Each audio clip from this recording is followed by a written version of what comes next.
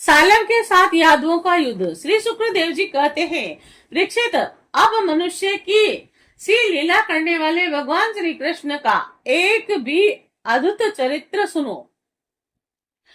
इसमें यह बताया जाएगा कि शोभ नामक विमान का अधिपति सालव किस प्रकार भगवान के हाथ से मारा गया। सालव शिशुपाल का सखा था और रुक्मणी के विवाह के अवसर पर बारात में शिशुपाल की ओर से आया हुआ था और उस समय यदुवंशियों ने युद्ध में जरासंध आदि के साथ साथ सालव को भी जीत लिया था। और उस दिन सब राजाओं के सामने सालव ने यह प्रतिज्ञा की थी कि मैं पृथ्वी से यदुवंशियों को मिटाकर छोड़ूंगा और सब लोग मेरा बल पुरुष देखना।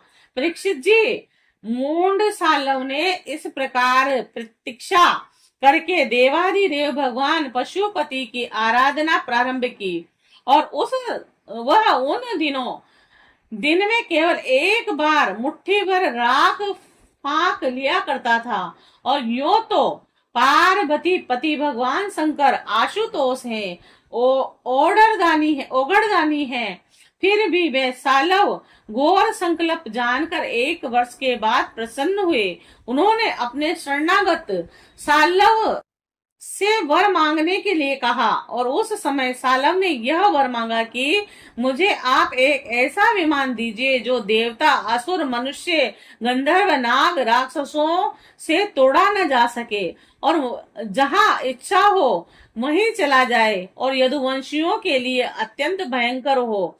भगवान शंकर ने कह दिया, तथास्तु। इसके बाद उसकी आज्ञा से विपक्षियों के नगर जीतने वाले मैदान ने लोहे का शोभ नामक विमान बनाया और सालव को दे दिया। यह विमान क्या था, एक नगर ही जान पड़ता था। वह इतना अंधकारमय था कि उसे देखना या पकड़ना अत्यंत कठिन था। चलने वाला उसे जहां ले जाना चाहता था वह वहीं उसकी इच्छा करते ही चला जाता था। सालव ने यह विमान प्राप्त करके द्वारिका पर चढ़ाई कर दी, क्योंकि वह वृक्षणी वंशी यादवों द्वारा किए हुए वेर को सदा स्मरण रखता था।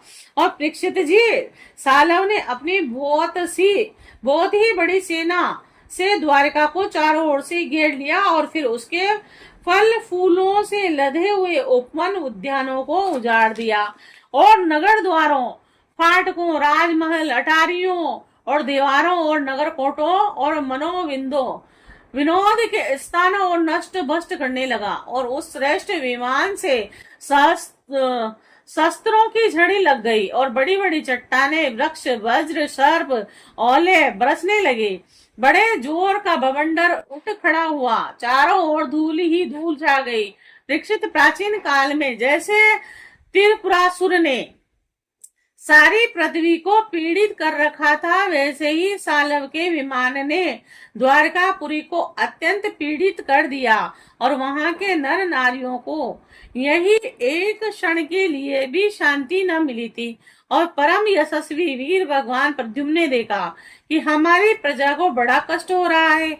तब उन्होंने रथ पर सवार होकर सबको ढांढस बंधाया और कहा कि डरो मत, इसके पीछे पीछे सात्यकी, चारुदेशन, सांब भाइयों के साथ अक्रूर, कृतवर्मा, भानुविंद, गद, शुक्र और सारण आदि बहुत से वीर बड़े बड़े धनुष धारण करके निकले। और यह सब के सब महारथी थे, सबने कवच पहन रखे थे और सबकी रक्षा के लिए बहुत से रथ, हाथी, घोड़े और पैदल सेना साथ साथ चल रही थी। इसके बाद प्राचीन काल में जैसे देवताओं के साथ असुरों का घमासान युद्ध हुआ, वैसे ही सालव के सैनिकों और यदुवंशियों का युद्ध होने लगा और उसे देखकर लोगों के रोंगटे खड़े हो जाते थे। और प्रद्युम्न जी ने अपने दिव्य अस्त्रों से क्षण भर में ही शोभपति सालव की सारी माया काट डाली।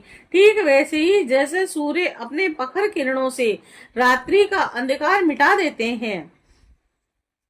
प्रद्युम्न जी के बाणों में सोने के पंख एवं लोहे के फल लगे हुए थे। उनकी गांठें जान पड़ती थी और उन्होंने ऐसे ही 25 बाणों से सालव के सेनापति को घायल कर दिया और परम मनस्वी प्रद्युम्न जी ने सेनापति के साथ ही सालव को भी 100 बाण मारे।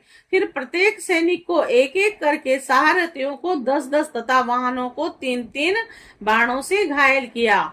और महामन्ना प्रद्युम्न जी के इस अद्भुत और महान कर्म को देखकर अपने और पराए सभी सैनिक उनकी प्रशंसा करने लगे। राजा परीक्षित जी, मैं दानव का बनाया हुआ सालव का यह विमान अत्यंत मायामय था और वह इतना विचित्र था कि कभी अनेक रूपों में दिखता तो कभी एक रूप में, कभी दिखता तो कभी नहीं दिखता। यदुवंशियों को इस बात का पता ही न चलता कि वह इस समय कहाँ है।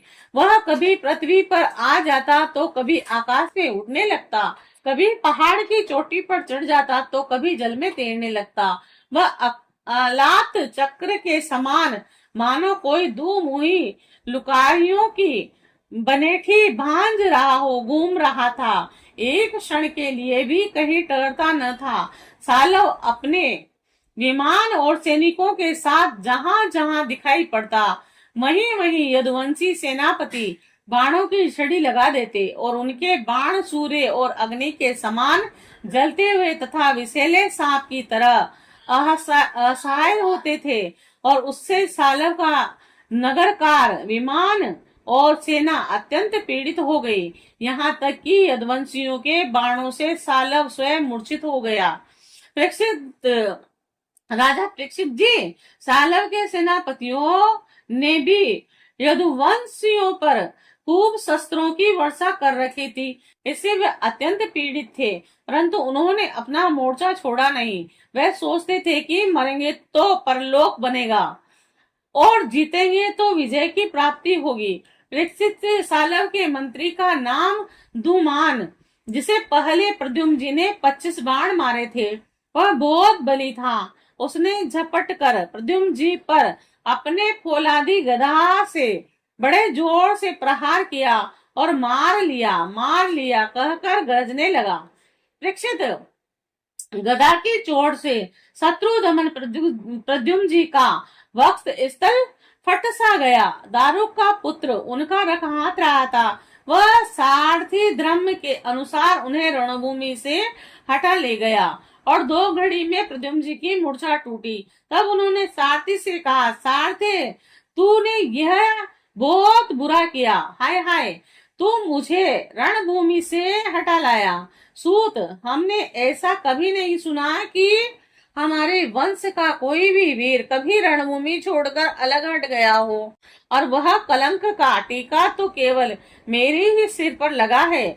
सचमुच सूत, तू कायर है, नपुंसक है। बतला तो सही, अब मैं अपने ताऊ बलराम और पिता श्री कृष्ण के सामने क्या कहूंगा। अब तो सब लोग यही कहेंगे ना कि मैं युद्ध से भाग गया, और उसके पूछने पर मैं अपने अनुरूप उत्तर दे सकूंगा। मेरी भाभियां हंसती हुई मुझसे साफ साफ पूछेंगी कि कहो वीर, तुम नपुंसक कैसे हो गए? दूसरे ने युद्ध में तुम्हें नीचा कैसे दिखाया? सूत, अवश्य ही तुमने मुझे रणभूमि से भगाकर अक्षम्य अपराध किया है। सारथी ने कहा, आयुष्मान, मैंने जो कुछ किया है सारथी का धर्म समझकर किया, और मेरे समर्थन स्वामी युद्ध का ऐसा धर्म है कि संकट पड़ने पर सारथी रथी की रक्षा कर ले और रथी सारथी की। और इस धर्म को समझते हुए ही मैंने आपको रणभूमि से हटाया है और शत्रुओं ने आप पर गदा प्रहार किया था, जिससे आप मूर्छित हो गए थे, बड़े संकट में थे, और इसी से मुझे ऐसा जान पड़ा